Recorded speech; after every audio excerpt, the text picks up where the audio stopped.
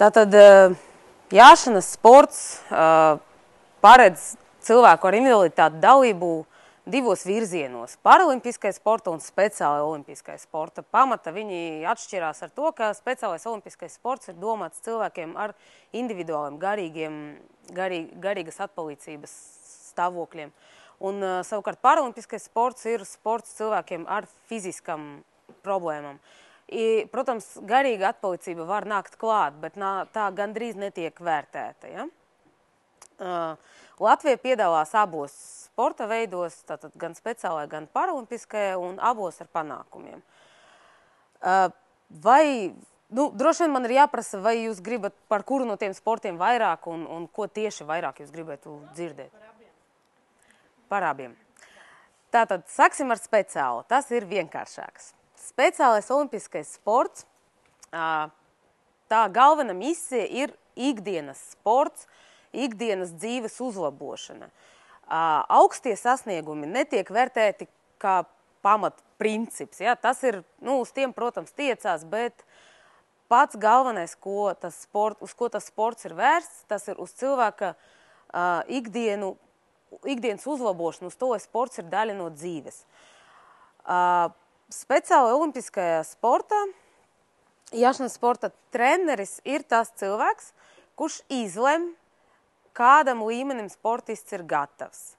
Tātad tur var startēt 3 kategorijas – A, B un C. Un vēl katra no tām kategorijām sadalās uz apakšgrupiņam individuāli vai ar palīdzību. Tātad, respektīvi, ja jums ir sportists, kurš jāj soļiem un tikai soļiem, tā būs C grupa. Ja sportists jāj rikšiem, tāda ir B grupa, un ja viņš arī lekšo un varbūt bišķiņi lec, tad tā ir A grupa. Un tāpat, izņemot A grupu, gan C, gan B, ir tā saukta ar palīdzību. Tas nozīmē, ka jātniekam izpildot schēmu vai citādus vingrinājumus, drīkst iet līdzi asistents, kurš drošina zirgu. Zirgs ir piesprauts pie striķīša, bet asistents nedrīkst palīdzēt nekāda veida. Viņš iet ar roku aiz muguras un vienmēr ir pie pleca, nekad nedrīkst vestēt sevi to zirgu. Bet, ja sportists arī lekšo, tad viņam ir iespēja pat lekt pāri nelieliem šķērslīšiem. Bet atgriežamies pie tā trenera. Tātad, ja jums ir tas sportists, kurš, teiksim, rikšo, labi jūtās, rikšos var iziet schēmu, un neatkarīgi no viņa invaliditātes smaguma, bet, galvenais, lai viņa ir tā garīga atpalīdzība, ja jūs esat treneris, jūs esat tāds cilvēks, kurš izlem, ka šis sportists droši jūtīsies šajā rikšu grupa vai soļu grupa. Tas ir jūsu lēmums. Tad, kad viņš atbrauks uz sacensībām starptautiskajām, tad viņš izies tādu divizionēšanu. Tā ir sistēma, kas speciālajā sporta sadala sportistu pa līdzvērtīgam grupam. Un visi sportisti izies vienu schēmu, un tad rezultāts nedrīkst atšķirties vairāk par 10%. Un tad viņus sadalīs pēc rezultātiem, lai stiprākais nesacenšās ar vājāko. Tieši tāpēc, ka tur nav tik stipras saistības starp invaliditāti un schēmu, kura jātnieks tiek pieteikts. Tas būtu tāds pamats tam speciālajam sportam. Ja mēs runājam, ir kādi jautājumi par to speciālo olimpisko sportu? Nav. Labi, tālāk. Nē, negluži nekādā gadījumā ne, bet nekādas nepieciešamības nav.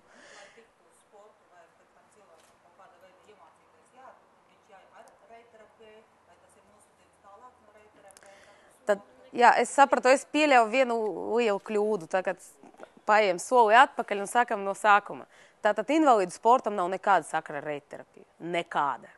Vispār. Ir pilnīgi dažādi virzieni. Reitterapijas mērķis ir veselības uzlabošana. Sporta mērķi ir citi. Augstākie sasniegumi sporta, dzīves kvalitātes uzlabošana, veselības, fiziska stāvokļa uzlabošana ar to, ka cilvēks trenēs. Bet ar reitterapiju tam nav nekāda sakara. Vispār. Pilnīgi. Var vienkārši aizmirst, ja, par reitterapiju. Viņa, protams, tur, ja tas bērns kaut kur jāj saņem to reitterapiju, tas nekāda veida nav slikti viņam. Tas netraucē sportot. Bet sportam trenerim nav jābūt reitterapeitam. Nav.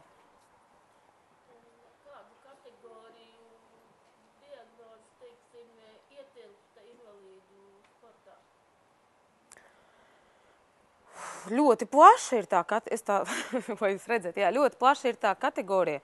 Nu, jūs interesē mentālie vai fiziskie bojā? Fiziskie, jā, teiksim, Fiziskie. sistēmas, balsta locītavu. Jā, tad pie fiziskiem mēs pāriesim pie tā paralimpiskas daļas. Tad es stāstīšu. Runājot par speciālimpisko sportu, sportistam ir jābūt ar garīgo invaliditāti.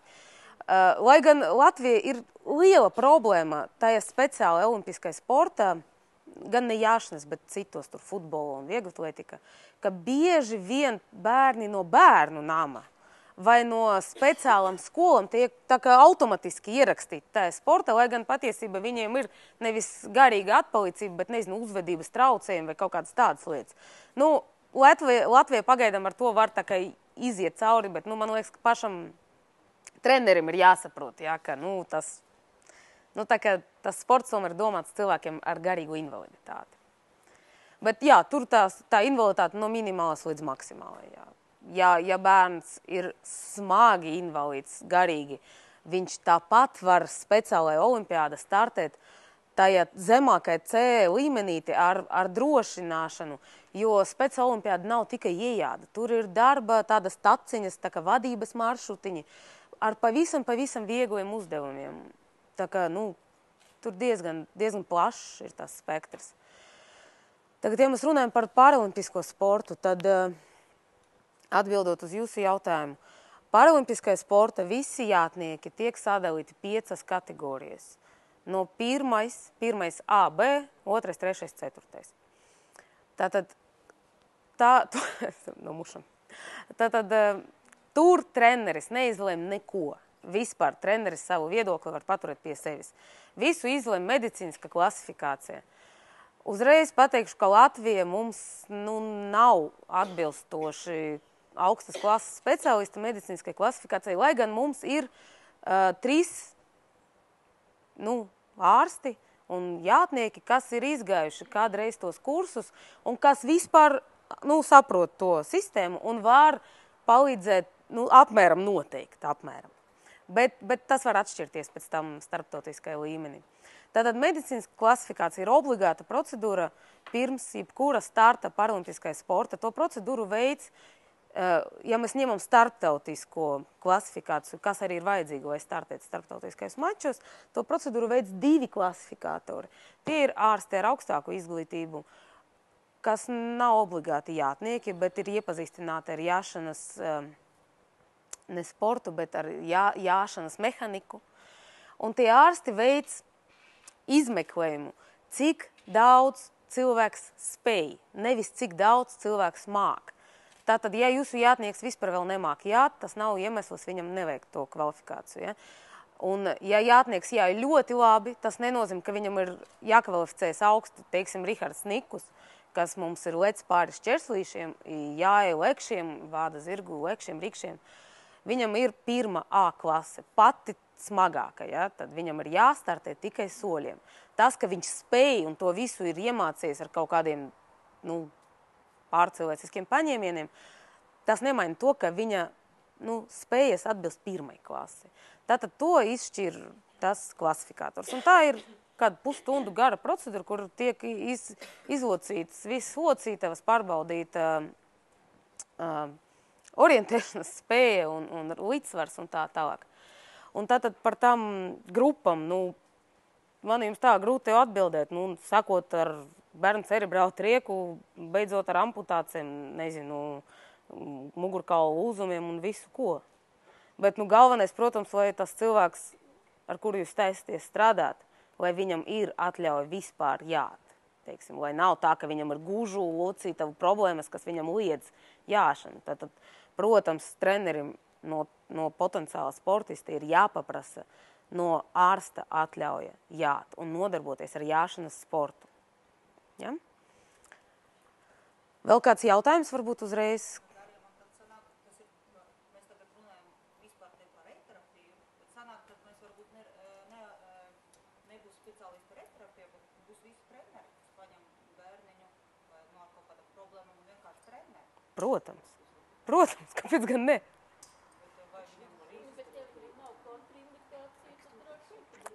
Tātad, tātad, sāksim no tā, ka tā nepārtraukta iebiedēšana. Latvijā visi ir nobijušies. Neviens nedrīkst tuvoties cilvēkam ar invaliditāti. Tā nav. Drīkstat. Un vajag. Ir jābūt, protams, izziņai no ārsta.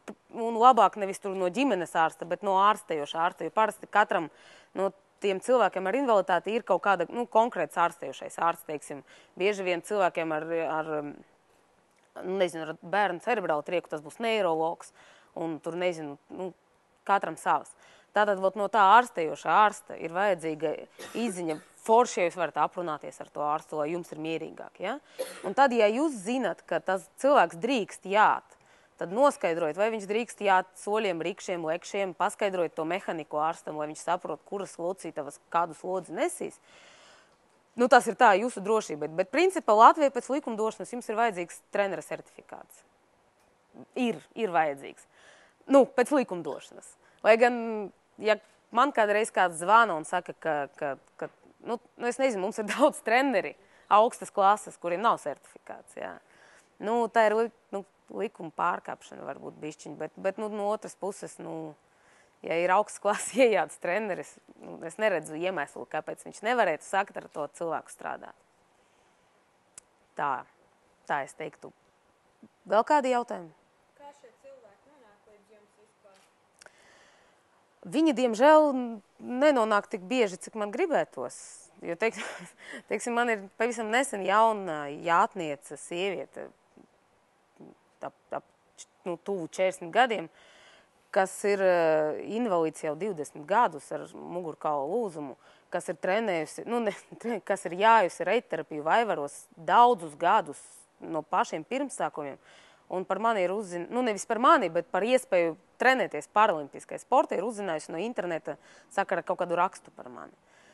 Tas, protams, ir žēl un slikti. Kā uzzina? Latvijas paralimpiskā komiteja ir sava mājaslapa, federācija ir mājaslapa, jātnieku federācija, kur regulāri kaut kādas ziņas par mums.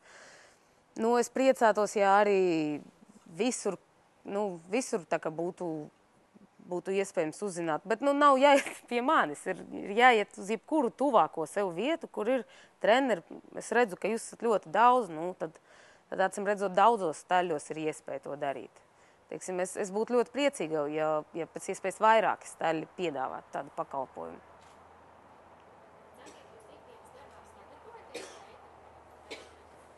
Ar reiterapijas?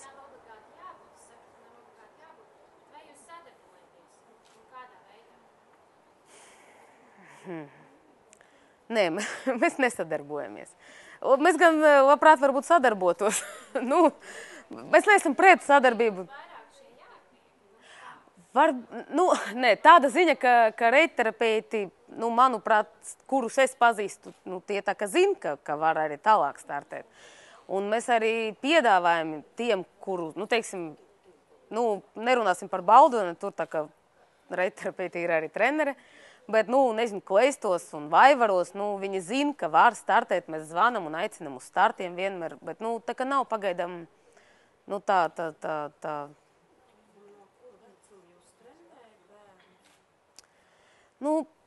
Teiksim tā, speciāla olimpiāda oficiāli var startēt no 8 gadiem, ja bērnu tāda, trenēties, startēt. Paralimpiskai sporta, bērniem ir ļoti maz to turnīru, man liekas, ir tikai Anglijā ir viens turnīrs, kur ir jauniešiem domāts. Bet, tas ir līdz 14 līdz 17. Bet startēt, tā ir pieauguša konkurence var no 17 gadiem. Tātad, ja man atnāk jātnieks 12 gadīgs, viņu ņem. Robeža līdz kuram vecumam? Nav robežas. Cik ilgi var?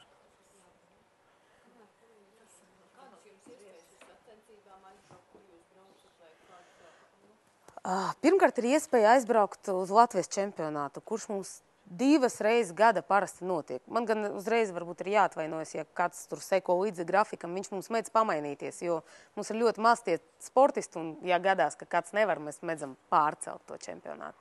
Bet 2 reizes gadā, mēnesi iepriekš vienmēr ir zināms, ka būs tas čempionāts, tur var atbraukt. nostartēt. Ja nav zirga, mēs esam vienmēr laipni aicinājuši visus atbraukt gan pie manis uz tīrains taļiem un izmēģināt vairākus un paņemt un nostartēt, gan pie Olgas uz Baldoni viņa ir aicinājusi atbraukt un, ja ir labs sportists un vēlme, bet, teiksim, nav zirga, nu, atbrauciet, izmēģiniet, paiet un startēt. Jā, mēs runājam, tas ir tas pirmais solis, protams, ir jānostartē Latvijā. Tālāk mēs braucam, 4-5 reizes gadā, kā kuru reizi, reizēm 3, uz starptautiskam sacensībam. Grafiks ir parasti uz gadu uz priekšu zināms. Tas ir, mēs braucam uz Franciju, uz Itāliju, uz Spāniju, uz Portugāli. Vācijā neesam bijuši uz Dāniju. Tad, lūdzu, ja sportists ir gatavs startēt starptautiskās sacensības, mēs ar lielāku prieku viņu ņemam savā komandu un vedam.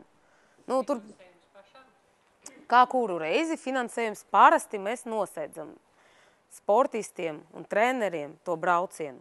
Ja tas sportists brauc nevis paskatīties, kā būs, bet ja viņš ir nostartējis Latvijas čempionāta, parādījis attiecīgi atbilstošu vērtējumu, teiksim, virs 60%, 57%, ja, iejāda. Ja viņam ir 57% pēc Latvijas čempionāta, protams, mēs viņu paņemsim līdzi un finansēsim. Mums jau katru gadu tas budžets tiek no jauna pieņemts un tā tālāk, un Paralimpiska komiteja finansē pasaules čempionāts, Eiropas čempionāts un olimpiskās spēles, reizēm kādu vienu čempionātu starptautisku, kas ir klasifikācijas čempionāts uz tiem, bet tas nav tā kā, nav solīts 100%. Eiropas čempions un pasaules čempions 100%. Pārējos čempionātus mēs finansējam, mums ir sponsori, kas tā kā atbalsta projektu, kas sauc adaptīvais jāšanas sports. Projekts iet arī caur Paralimpisku komiteju, bet tas ir tas finansējums, ko es pati spēju atrast, tas tur arī ir. Ja es nākamgad nespēšu, tad pašiem jāmeklē. Bet parasti spēju. Parasti, ja ir jātnieks, mēs viņu ņemam un vedam. Jā. Vai jūs kaut kā speciāli sagatavojat zirgus? Sportam? Ne sportam, bet tā, lai viņiem varētu sēdināt cilvēkus ar īpašām vajadzībām. Tas ir jautājums trenera atbildībai, protams. Nesēdiniet zirgu, nesēdiniet cilvēku, kurš knapi turās uz zirga, kurš, palecās no katra virbuļa, bet nav nepieciešama nekāda speciāla sagatavošana. Tas ir sporta zirgs, kurš ir labi audzināts un normāla temperamenta, bet nekāda certifikācija nav vajadzīga zirgam. Tāpat jūs atbrauc uz Latvijas iejādes čempionātu, jums ir jābūt normālam zirgam. Nav viņam jābūt specifiskam nekāda veida. Viņam ir jābūt psihiski veselam, normālam, pēc iespējas mierīgākam, bet viņam nav jābūt tādam, kurš vispār nedzird, kur kāja un kur kas, un kurš tikai velkas. Viņam ir jābūt sporta zirgam, viņam ir jāsoļo kārtīgu soli, jāizpilda pamata iejādes elementi visi. Tā kā tam... Piemēram, nevar būt, ka zirgs ar kaut kādām eksterjera kļūdām vai nepilnībām vai gaitas nepilnībām kaitē kaut kādā veidā cilvēkam, kuram ir fiziskas problēmas. Pirmkārt, zirgs ar gaitu nepilnībām nevar iziet veterināru komisiju sacensībām vispār. Jā, nevar. Tā kā tādu zirgu nevajag ņemt, kuram ir gaitas nepilnības, bet kādam veselam, zirgam ir jābūt veselam, jā. Tāda ziņa, jā. Cik jums ir zirga, cik jūs strādājat? Cik mums ir zirgi? Tad Rihardam Snikam tagad ir viens zirgs, bet meklējam vēl vienu, būs 2. Bet viņš jāja arī uz citiem zirgiem Olgas stāvī. Tā kā startē viņš ar vienu zirgu. Jā, startējam mēs pēc šī gada jaunumi ir tādi, ka ar kuru zirgu mēs izpildam kvalifikāciju, teiksim, uz Eiropas čempionātu, uz pasaules čempionātu vai uz olimpiskām spēlēm, ar to zirgu mēs arī tur startējam. Mēs tagad tā, ka iejāda pāris, nevis iepriekš bija jātnieks, ja? Tāpēc Rihardam bija iespēja to zirgu pirms Londonas tur izvēlēties citu. Bet, viss tas ir jau gešlosen, tagad ir cilvēks zirgs kopā. Tā kā, rūpīgi jāpiemēko tas zirgs. Bet, jā, kādi zirgi? Mums tīraini ir katram nopietnam sportistam, protams, ir konkrēts zirgs. Teiksim, Oskaram Lukauskim ir viens konkrēts zirgs. Bija zirgs Kadilāks, ļoti labs, visiem iesāku. Ja jums nauda viņu nopirkt, es viņu silti iesāku. Bet viņš ir ļoti dārgs. Mēs viņu nopirkt, diemžēl, nevaram atļauties. Un tagad mēs izskatās, ka startēsim uz cita zirga, kas arī ļoti labs. Bet tas sports trenēs ar zirgu Lebrons tagad. Vēl viens neredzīgs jātnieks mums, viņš trenēs ar zirgu Vivians. Tātad vēl mums ir speciāls olimpiskais jātnieks, tas trenēs ar citu zirgu. Tur gan nav nepieciešams konkrēts zirgs, sacensības notiek uz īrētiem zirgiem, tas ir obligāts nosacījums, nemaz nevar atbraukt ar savu. Bet, ikdienas treniņos, parasti jau viens, divi zirgi. Tā kā nezinu, kad 4-5 mums viņi ir iesaistīti. Dzirdes invalīdi nav paralimpiskajā sportā, nav. Dzirdes invalīdiem ir, es neesmu dzirdējis, ka tur būtu jātnieku sports lietot, bet viņam ir savas klusas spēles. Tas ir tādas paralimpiska līmeņa spēles. Bet es neesmu dzirdējis, ka mums nav. Vismaz mana ziņa nav neviens jātnieks ar dzirdes. Tās dzirdes traucējums, ja viņš ir papildus kādai citai invaliditātei. Tad jā, protams, bet pats par sevi dzirdes traucējums, man liekas, nebūs, nekvalificēsies. Jā. Tā, vēl kāds jautājums? Vai jums ir kādi jātnieki, kas tā kā, ir? Var, protams. Tātad, ja ļoti stipri cilvēki, bet vienkārši nāk pie zirgiem tikt, bet visu laiku es jau neņemu, jo man nav tā reiterapēta tā certifikāta, un es cenšos viņus tā īsti aizbiedēt tā staļa. Jā. Var sākt trenēt sportām, tad drīz būs jums jaunie augi. Ļoti labi, jā.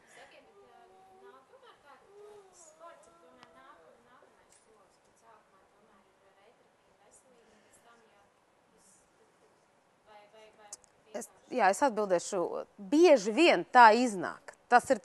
Parasti tas ir tāds loģiskais, turpinājums, jā. Ja cilvēks ilgus gadus nāk uz reiterapiju, īpaši, ja tas ir bērns, viņš aug, varbūt paliek stiprāks, un tad pamazām viņš sāk interesēties par to, ko vēl viņš var. Teiksim, Rihardam tā bija, jā. Viņš ir gājis uz reiterapiju un pārgājis uz sportu. Bet man ir arī sportisti, kuri ir atnākuši vienkārši no zila gaisa, nekad nav jājuši iepriekš un ir sākuši jāt. Tā kā tas nav obligāts nosacījums. Droši vien, ka tas ir labāk, ja cilvēks iepriekš ir jājis, viņam ir kaut kāda izpratne jau par kustībām, par to, bet vēlreiz saku, tie mērķi ir dažādi reiterapiju un sportam. Bet jā, tā var būt, ja jums ir grupiņa ar reiterapiju, paskatieties, tur varbūt tur kāds baigi labi sēž un aiziet viņu uz sportu. Jā, tad, ja par tiem jauniem sportistiem, tad visa informācija, kas jūs interesē par paralimpisko sportu, ir viegli pieejama starptautiskā jātnieku federācijas mājaslapa. Un atgādināšu, ka pagaidām paralimpiskajā sporta ir tikai ieejāda. Klasiska ieejāda. Visu laiku iet runa par to konkuru, jo daudzās valstis daudzi lec, mēs arī gribētu. Bet vēl nav atļauts. Bet, ņemot vērā, kā tie sporti attīstās, tad ir jādomā, ka pēc Rio nākamajās varbūt jau kaut kas arī būs. Bet, pagaidām ir klasiska ieejāda, un viņa ir tiešām klasiska. Jā. Tā schēma, kas ir ieejāde, tāda viņa tur arī ir ar visiem burtiem, punktiem un vingrinājumiem. Vēl kādi jautājumi? Jūs teicāt bērnu ar garīgu atpalīdzību. Tā pašā laikā jūs teicāt bērnu no speciālajām skolām, ka viņi it kā automātiski ieiet šai grupā. Tad gribētu teikt, ka, ja bērns mācās speciālajā skolā, viņam nav invalīda apliecība, tad viņš var vai nevar piedalīties? Tātad... Jā, bet tā pašā laikā viņam ir komisijas slēdziens, ka viņam ir garīga aiztura vai... Jā, tad viņam invalīda apliecība ir tīri, tā kā Latvijai uz vietas, jums viņa ir vajadzīga, nezinu, lai parkoties invalīdu stāvvieti, ja? Bet starptautiskajās sacensības neviens neprasa invalīdu apliecību. Prasa, lai tas IQ līmenis ir zemāks par, tagad baidos samelot, cikiem, neatceros. Bet tā tad ir jābūt tai garīgai atpalīdzībai. Tas, ko es teicu par skolām, tas ir tās fakts, ka bieži vien speciālajā skolā nonāk bērns, kurš ir sociāli nelabvēlīgs. Jā, droši vien krieviski saka sociāli zapušķinī. Tā kā viņš ir audzis nelabvēlīga ģimene, viņš nav iemācījies laikus lasīt tur un tā, un viņš automatiski tiek tajā skolā, bet patiesībā, ja jūs ar viņu sāksiet strādāt... Viņi ar komisiju nenāk, nekas automātiski nenotiek. Nezinu, bet es esmu redzējusi ļoti, teiksim, pēdējās speciālās olimpiskās spēles Atēnas. Latvijas komanda sastāvēja no kaut kādiem 15 sportistiem, kur, viņi bija citos sporta veids, futbolu, tur vieglatlētika un tā tālāk. Tur bija ļoti dziļi jāmeklē tā invaliditāte, teiksim tā. Ļoti dziļi jāmeklē. Tie bija... Ir jau, kurš ir lietas pilnīgi sakrīts, viņš rakstīt. Jā, bet, rakstīt... jā, bet, teiksim, uz pareiza starptautiskā fona mūsu izlase izskaties vienkārši tā, ka bišķiņi ne tur atbraukusi, jā. Jā. Tā ir, jā. Tev atbrauc no Amerikas, ir smagie tur autistis, nezinu, cilvēki ar smagiem Down sindromu. Ļoti smagi cilvēki, kuri tiešām mūsu izlase ir... Var iemācīties tomēr. Ko? To iejādas schēmu, viņš tomēr spējīgs iemācīties. Bet, protams, ka spējīgs. Ja nav spējīgs iemācīties iejādas schēmu, viņš var jātur to vadības maršrutiņu. Vai vēl to angļu iejāda, kur viņam saka konkrētus elementus izpildīt, kur viņam nav jāzina schēma. Bet speciāli olimpiskajā sportā jūs drīkstat diktēt schēmu jātniekam. Jums ir atļauts stāvēt pie B burta vai tur tiesneša norādītē vieta un skaļā balsi diktēt schēmu priekš. Bet neko citu gan jūs tur viņam nevarat teikt pagriez pa kreisi šeit un šeit apstādini. Bet vienkārši kā rakstīts tā diktējam. Arī paralimpiskajā sportā jūs to varat darīt, ja medicīniskas klasifikācijas laikā jums klasifikators ir norādījis, parādījis, ka tas ir iespējams. Parasti tas notiek, ja cilvēkam pie fiziskas invaliditātes ir arī garīga. Tad viņam ir atļauts diktēt to schēmu. Tāpat jūs stāvat pie B burta vai kur galvenais tiesnesis parāda.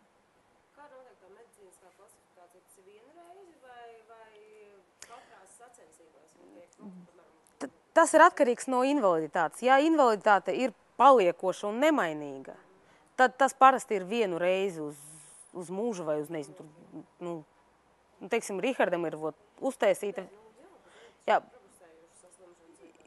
Jā, ja ir progresējuša vai otrādi regresējuša kaut kāda saslimšana, tad to klasifikāciju jums uztaisīs uz laiku. Parasti tās ārsts arī pateiks, uz gadu, teiksim, vai tur uz 2 gadiem. Garīgām saslimšanām, kurš to nosaka, kurā viņš, tā kā jūs teicāt, kad tiek aizvesti sportisti, bet, kad pašiem neliekās, ka viņi būtu invalīdi. Kurš nosaka? Treneris nosaka. Treneris nosaka, ka sportists... Viņi tur uz vietas netiek nekā pāri? Nē, viņam ir jābūt, protams, tai, ārsta ziņai, ka viņam ir tā garīga invaliditāte, apliecinājumam no ārsta. Bet, es nezinu, kā tas toreiz gadījās. Es domāju, ka skolas vadība vai kā tas notiek. Mums gan tā speciāla olimpiska kustība ir tāda mazliet neklasiski virzīta, jo starptautiskajās visā sfēras speciāla olimpiska kustība ir ļoti līdzīga paralimpiskai. Es domāju, to struktūru, ja? Tad ir klubi un sekcijas un federācijas, kas savāc tos sportistus, trenē un startē. Mums Latvijā ir speciālas skolas, un viņi savā starpā sacenšās. Līdz ar to jāšanas sportam tur diezgan grūti iet, jo mēs tā kā neatbilstam viņu tai struktūrai. Mēs neesam skola, un mums ar to ir daudz problēmu, bet mēs tā cenšamies atrisināt. Aicinājām? Es visu laiku aicinu uz sacensībām. Es arī tagad aicinu, jā. Protams, aicinu. Patiesībā mēs aicinām arī, ja jums ir tas sportists un jūs, teiksim, viņš jums ir 3. grupas sportists, kuram ir jārikšo un jāliekšo, bet jūs redzat, ka viņš nav vēl gatavs, tas paralimpiskais sportists, ka viņš varētu iet tur 2. grupu, atbrauciet un izjājiet viņu ārpus konkurences. Bet, lai tas sportists dabūja to sacensību pieredzi, jo ja viņš lieliski trenēsies mājās un viņš pirmo reizi atbrauks uz mačiem, viņam, protams, būs daudz grūtāk. Tā kā jā, mēs aicinām arī vēl negatavus sportistus piedalīties ārpus konkursa. Jā. Vai jums ir nācies arī atteikt kādam cilvēkam, kad viņš tomēr nevar piedalīties tajā jāšanas sportā? Atteikt, man nācis pateikt, ka pa veselu izskatās, jā.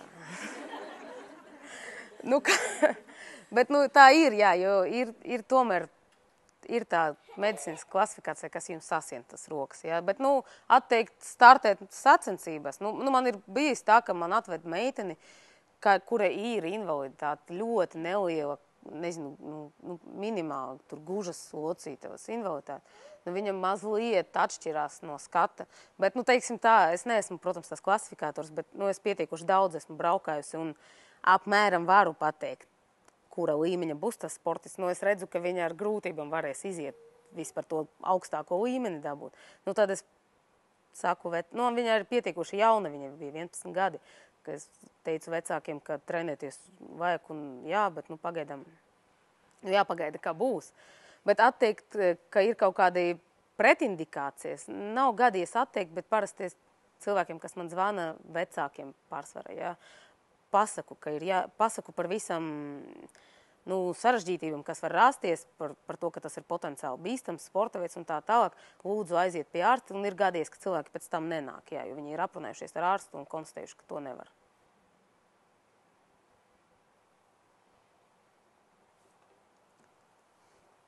Viss tā kā skaidrs, droši vien. Nē, nekas nav jāmāk. Es personīgi ņemu jebkuru arī iesācēju, protams. Bet, jā, es domāju, ka jebkurš treneris arī ņems iesācēju. Nodarbības pa maksu ir, jā? Kā kur? Teiksim, mums Tīrēnas Staļļos ir grupa, kas jau 8 gadus trenēs pilnīgi bez maksas. Mēs to sēdzam no tā projekta Adaptīvais jāšanas sports. Tad es katru gadu sameklēju kādus cilvēkus, kas to var atbalstīt. Jā.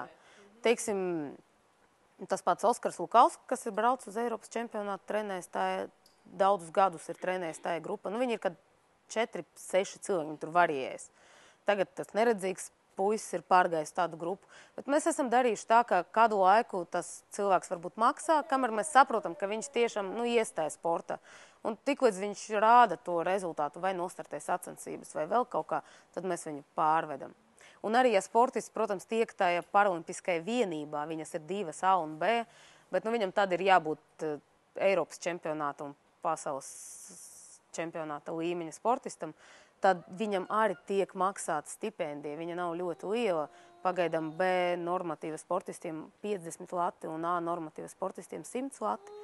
Un tad, protams, tas arī viņam palīdz sekt tos treniņus. Vai arī sēdzam, nezinu, Rihardam Snikum, mēs vairākus tur gadus sēdzam daļu treniņu, ne visus, bet tur viņam jātrenēs varbūt 5 reizes nedēļa, viņš var atļauties 3, mēs nosēdzam 2 un tā. Bet, taksim, tas ir tāds, jautājums trenerim un staļļu īpašniekiem. Ja var sarunāt, teiksim, ja es ar Annu Stafetsku bieži vien varu sarunāt, kad vai šitam bērniņam iedodam zirgu, un viņa parasti arī piekrīt un iedot, un tad viņi trenēs. Un ja kādu gadu nav tā finansējuma, tad, teiksim, Tīrēnas Staļļos mums ir bijis tā, ka kavēs finansējums un būs varbūt pēc pusgada, bet tad to pusgadu jāiet tie bērni tāpatās. Bieži vien staļļu īpašnieki ir pretimnākoši. Teiksim, man ir ļoti pretimnākoši. Arī individuāli tad profesionālai sportisti 3 reizes nedēļa obligāti trenēs. Pirms sacensību perioda 5, 6, cik vajag.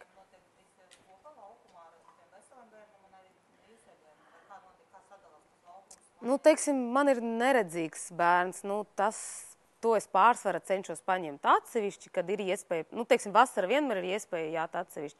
Ziema, saprotiet, manēži ir ļoti grūti, īpaši, ja bērns apmeklē skolu un var atbraukt tikai tajā laikā, kad manēži ir ar citi jātnieki. Tad vai sarunājam ar citiem jātniekiem, ka viņi netraucēs šim jātniekam un dos viņam priekšroku. vai nu piemeklējam to pusstundiņu, kad būs tukšs tā manēža, vai paņemam korda, vai kaut kā izlokamies, bet nē, mums nav tāds nosacījums, ka nevienam nav jābūt manēža. Nu, protams, nav jāliec manēža tajā brīdī, kad tur trenējas cilvēki ar invaliditāti, bet nu, teiksim tā, atbraucot uz sacensībām, Iesildes laukuma būs 5-7 citi zirgi. Viņam ir jāmāk trenēties ar citiem, jāzina manēžas noteikumi, visi tie, tas ir obligāti. Tātad Tīrainē, ja ir Baldonē, kur vēl? Nu, es varu galvot, ka ir Tīraine un ir Baldone. Es tā kā zinu, ka ir Kleistos, bet kaut arī mums čempionāti vienmēr notiek Kleistos, nu pārsvarā. Mums tā kā nevienu reizi neviens nav piedalījies no Kleistu sportistiem, nu nezinu. Tā kā, bet es tā kā dzirdējusi esmu, ka tur sportisti jāj. Bet redzējusi neesmu. Nu, manuprāt, Sandra trenē. Manuprāt, es domāju, ka jā. Kur vēl? Kaut kur Cēsīs esot. Varbūt kāds ir no Cēsim, es nezinu. Bet, nu jā, bet, nu, es varu pateikt pārsvarā par tiem cilvēkiem, kas ir vai nu piezvanījuši un pateikuši, ka viņi trenē, vai nu ir atbraukuši uz sacensību. Katla kalna bija kaut kādu laiku, tagad, manuprāt, nav vairs, jā. Jā.